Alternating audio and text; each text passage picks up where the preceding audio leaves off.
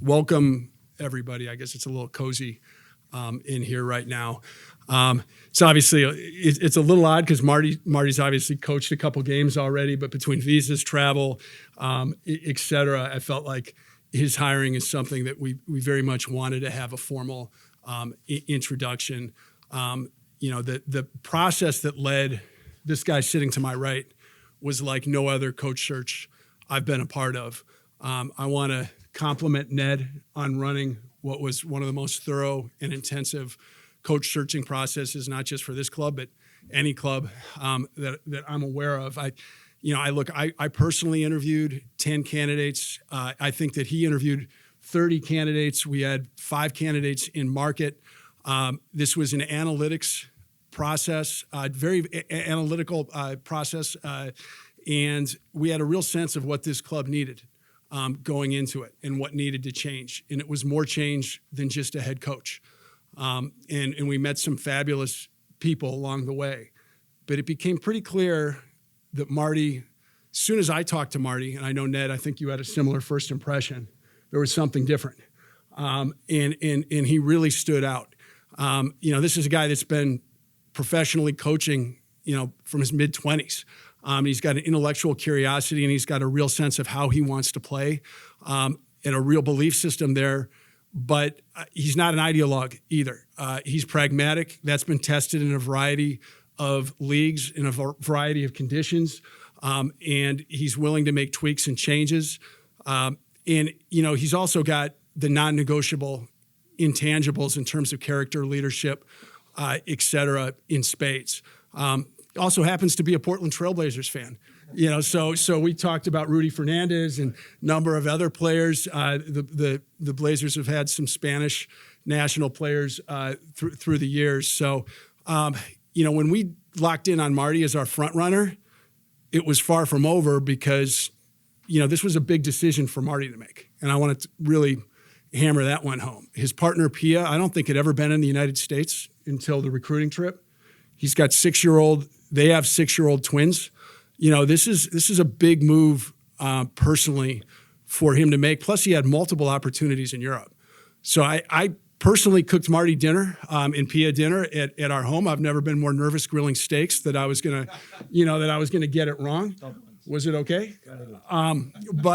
This was the fit had to be right, and I've never seen a coach do more due diligence on us either.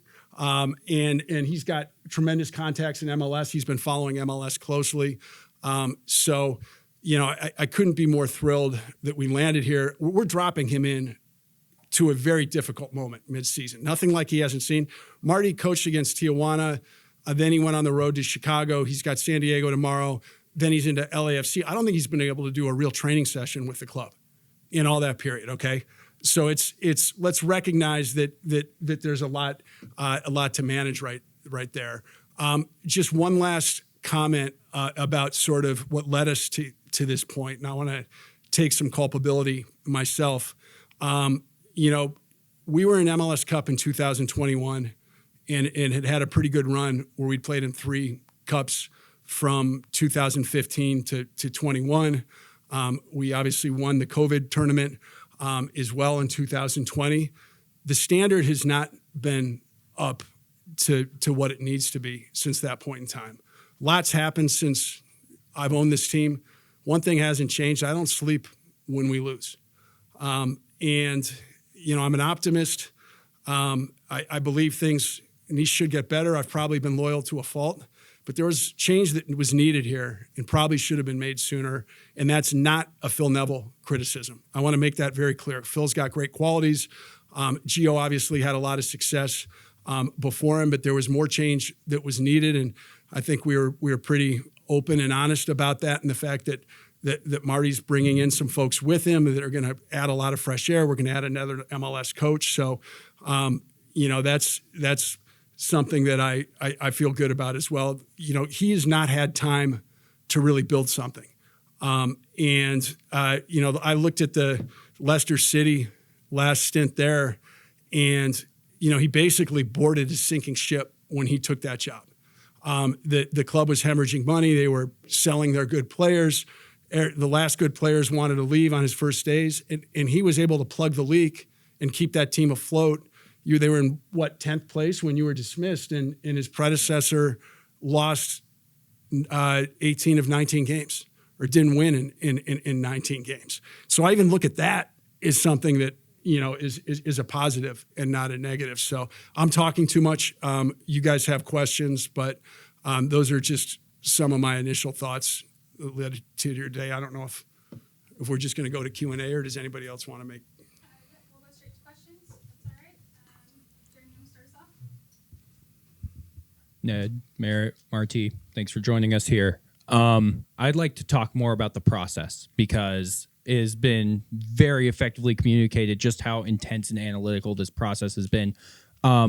What further details could you go into on that process? And for Martí, how did you feel during this process in particular?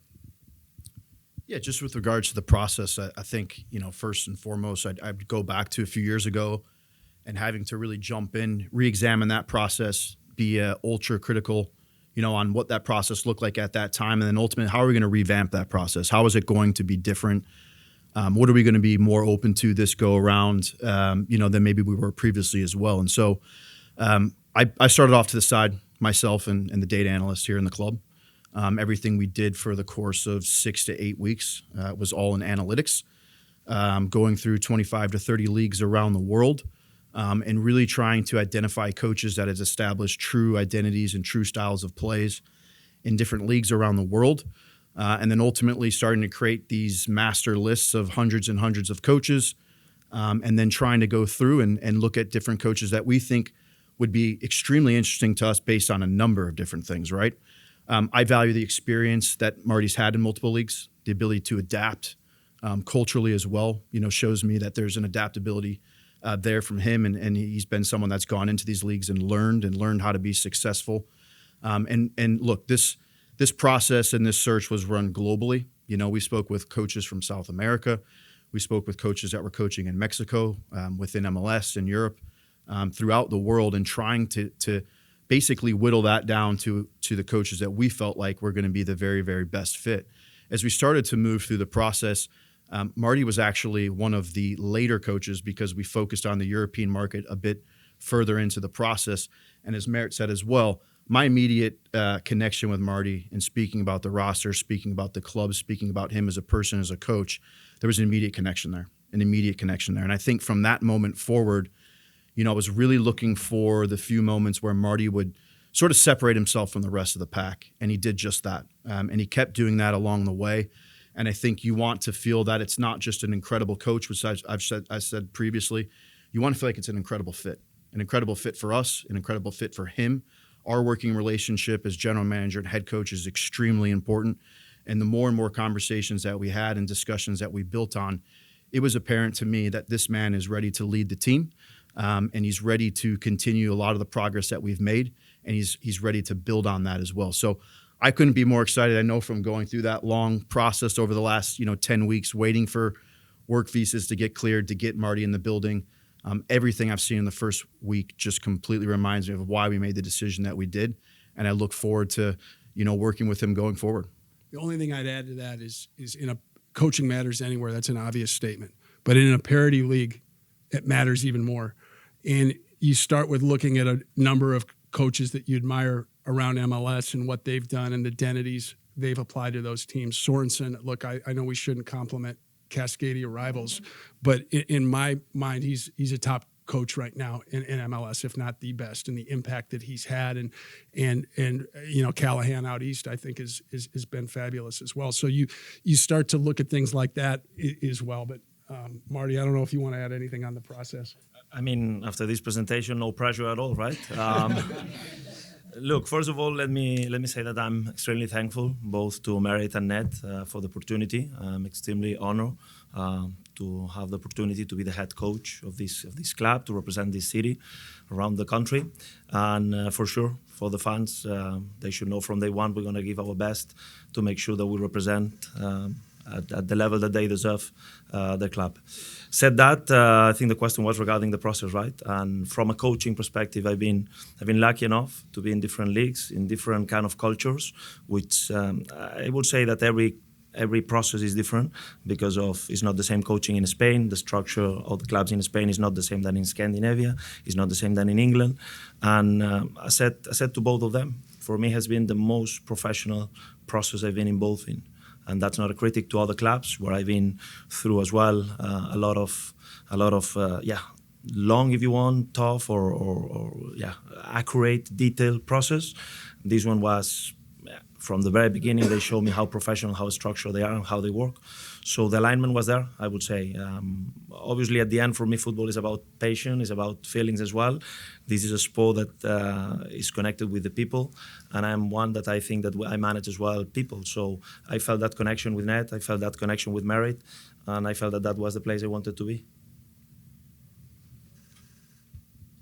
Marty, we've talked about how this timing has been rough with just the accelerated schedule and not being able to train. But then from a larger scale too, it's this season's more than halfway over. Then you guys have an accelerated spring season, and then it's the calendar changeover next fall. That's going to be like 4 different seasons of soccer that you've coached in a 2-year period. What is your goal right now? Is it to see immediate results in this part of the season? Is it to see things that get you pointed in the next or the right direction for the successive seasons coming up? Like what's kind of your focus at the time? There is always a combination when you are managing, and it's a combination between the short term and the long term. One of my cores as a manager is that I want to make sure that we are better every day, and that means not only from a football perspective, but as well from a human perspective. I want those guys.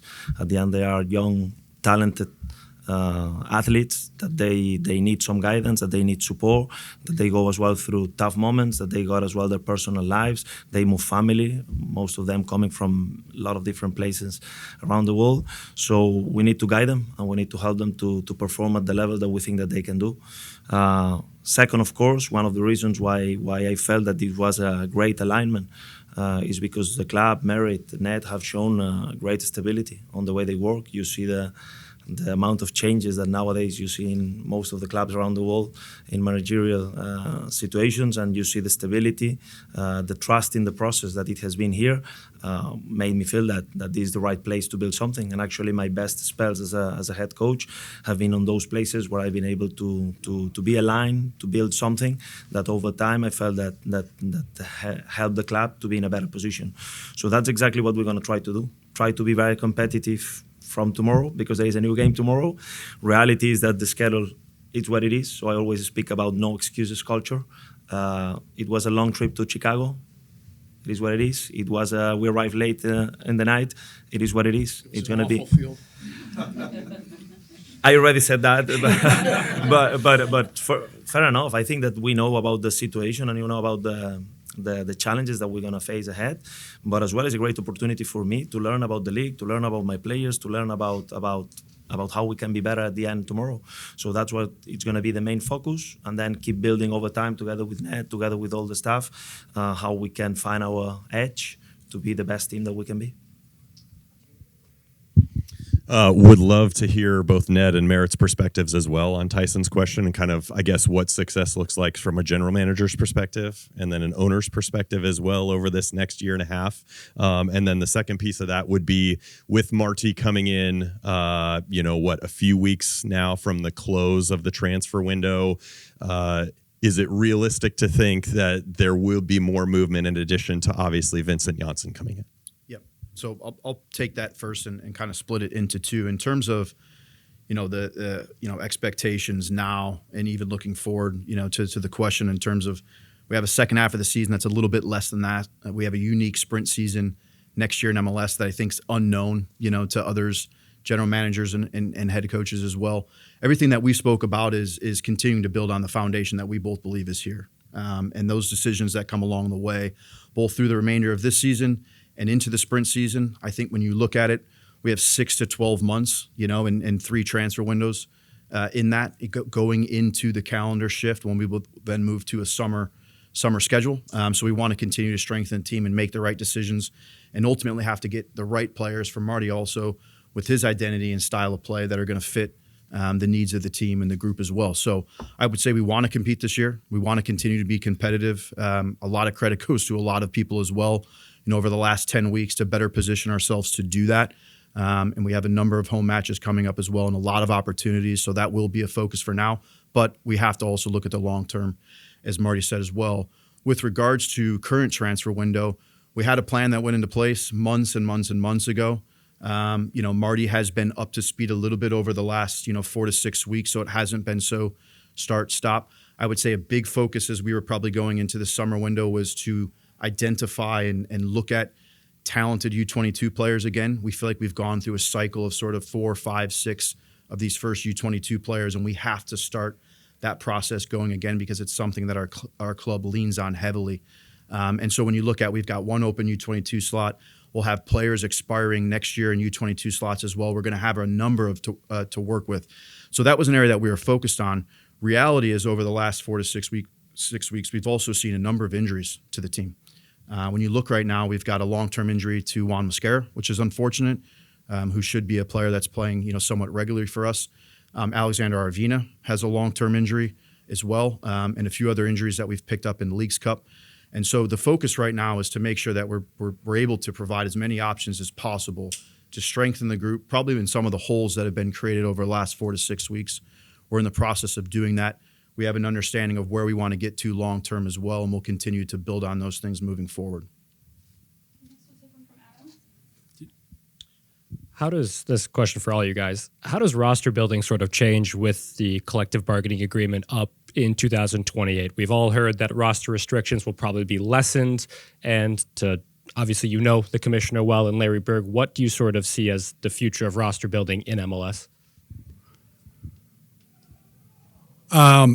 Well, look, I am co-chair of the competition and strategy committee with Larry Berg. You didn't ask about Larry in particular, but he's going to be a really phenomenal commissioner for this league. And I see the trajectory of MLS is really, really steep and really, really significant.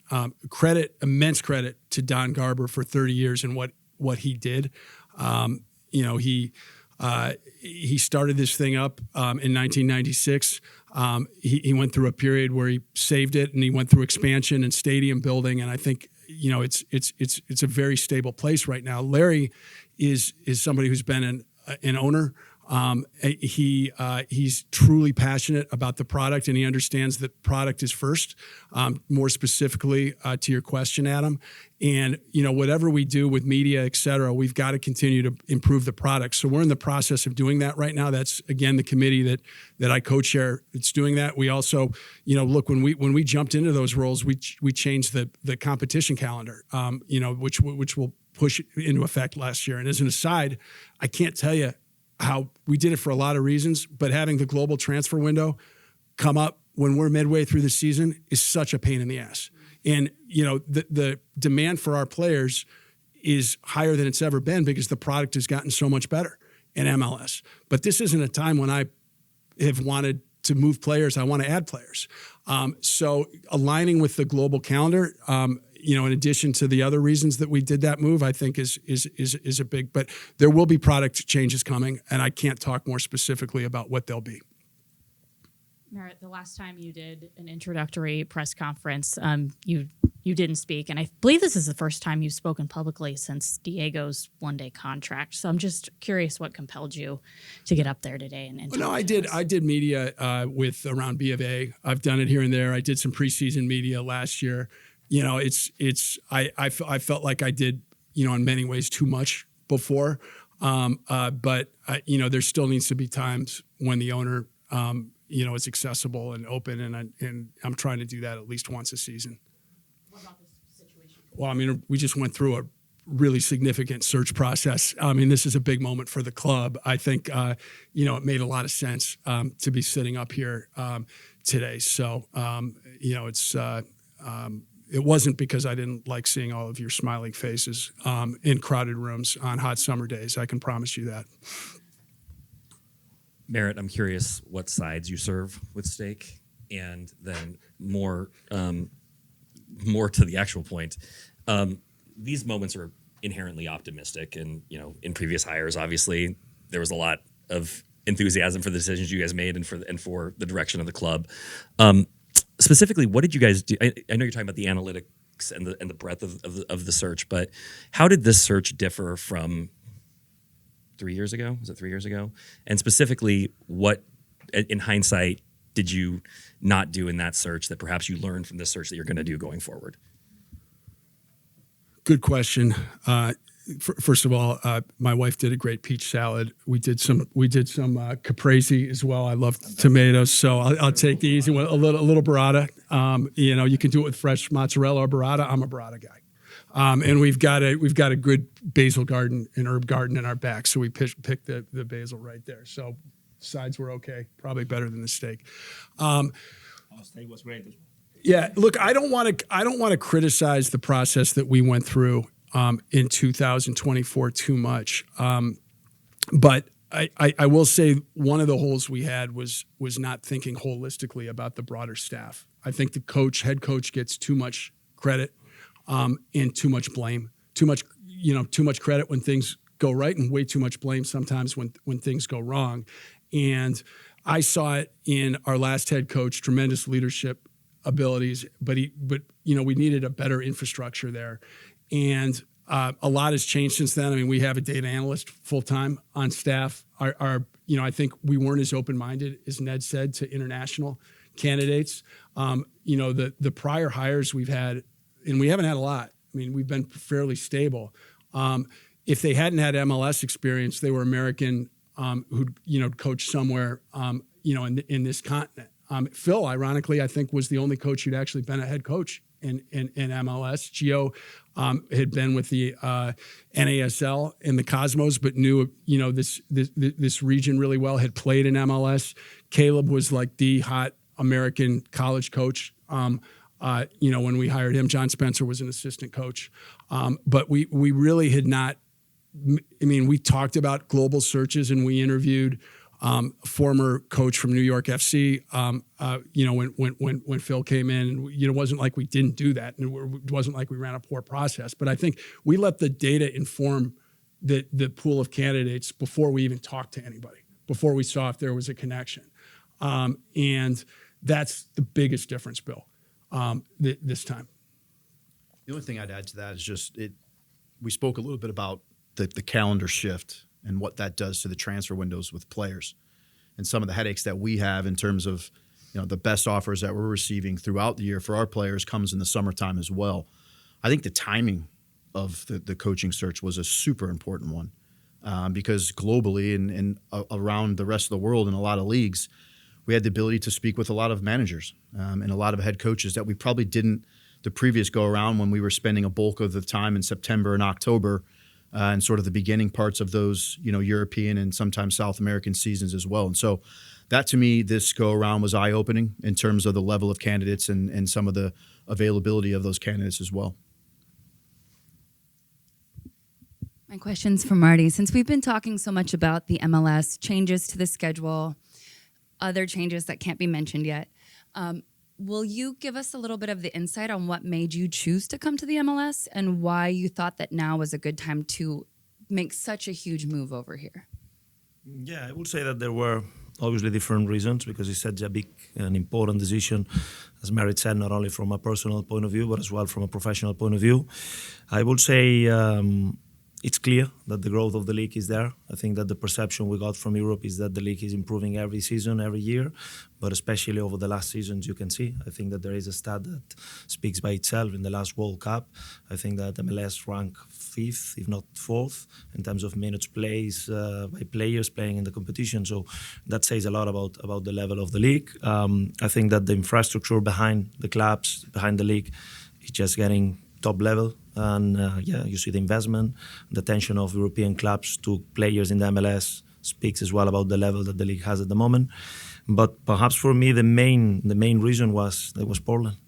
This is the soccer city, and I felt that alignment was there. And perhaps, I had to take a big decision to move overseas. But at the same time, I felt like I will feel that this is a proper soccer feeling in the stadium. So I was watching a lot of games, and I felt at Providence Park how the atmosphere was, and it's top level. So I'm looking forward to experience tomorrow how it's going to be.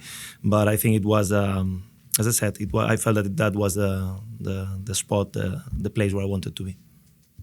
This city needs to understand, like, that was a common theme. It bothers me a little bit. I don't dive down social media rabbit holes as much anymore, but there seems to be a chip on the collective shoulder here, that shouldn't exist. This is a big club in MLS, a massive club at MLS, and the level of interest that we had to come in and take over this club and coach this club was really significant.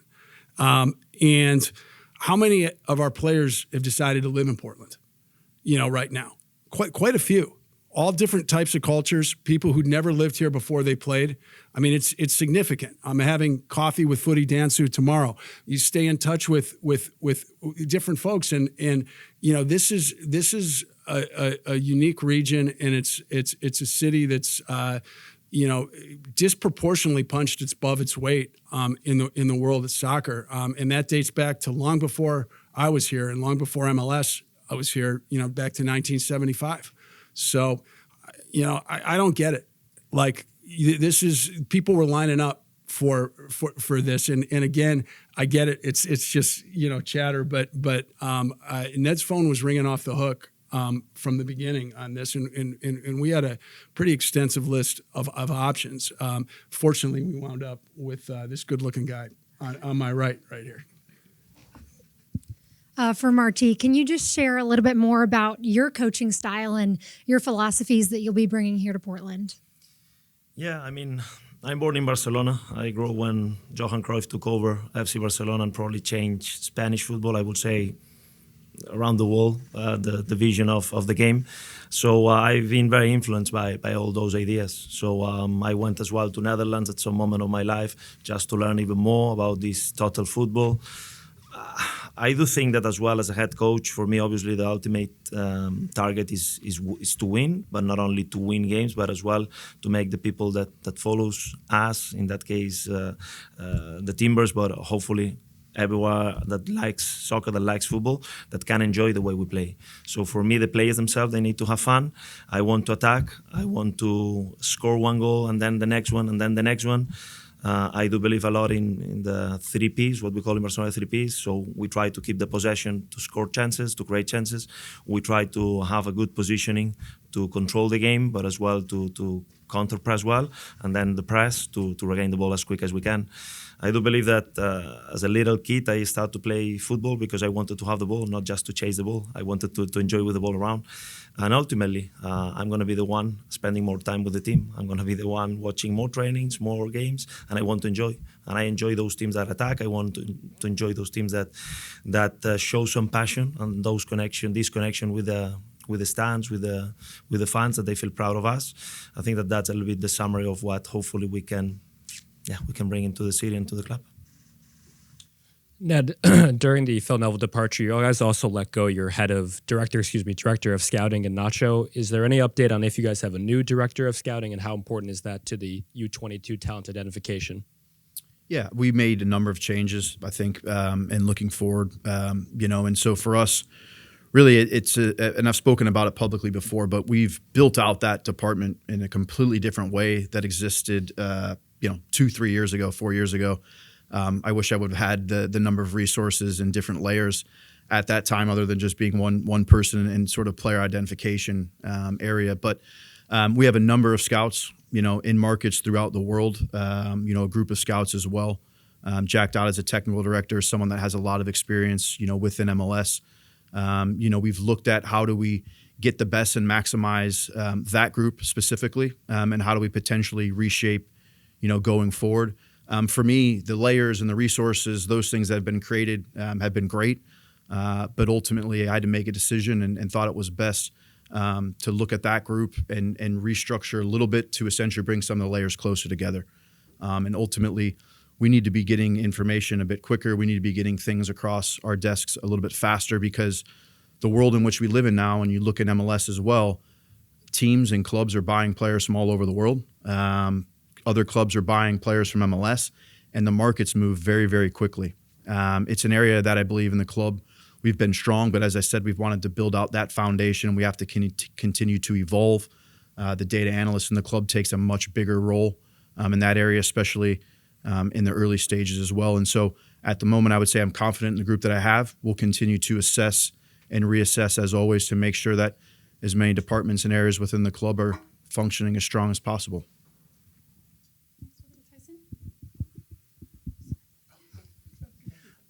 Merritt, just since we have you here, you've owned a professional sports franchise in the city of Portland, playing in a building owned by the city of Portland for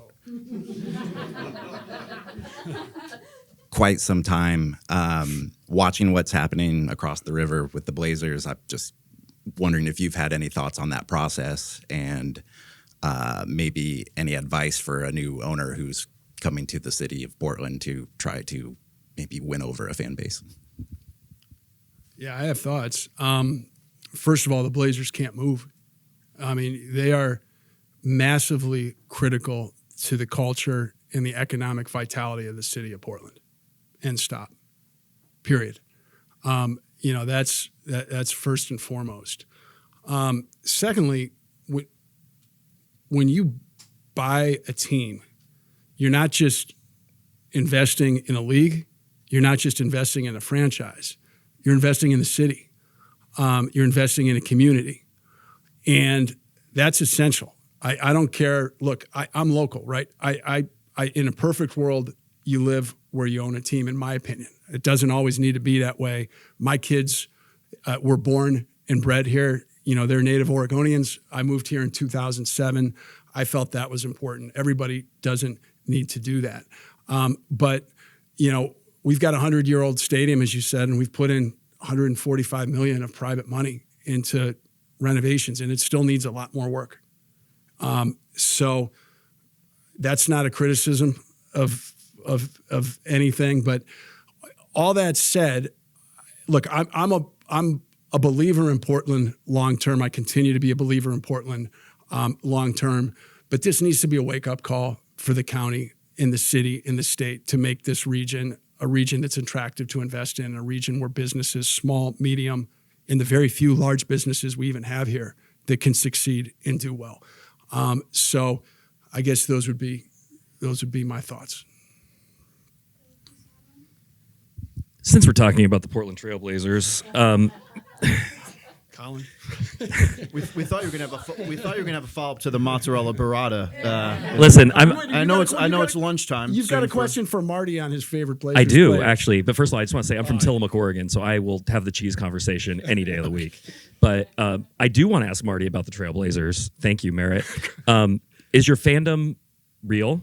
And is it truly? Is it Sergio and Rudy that it goes back to, or It goes even back Drazen? in Spain, Fernando Martin. So that tragically passed away. It was a big thing because was the first Spanish player, if I'm not wrong, moving into the NBA. Pau Gasol has played here. Not much, I know, but I think it was always. I was very curious.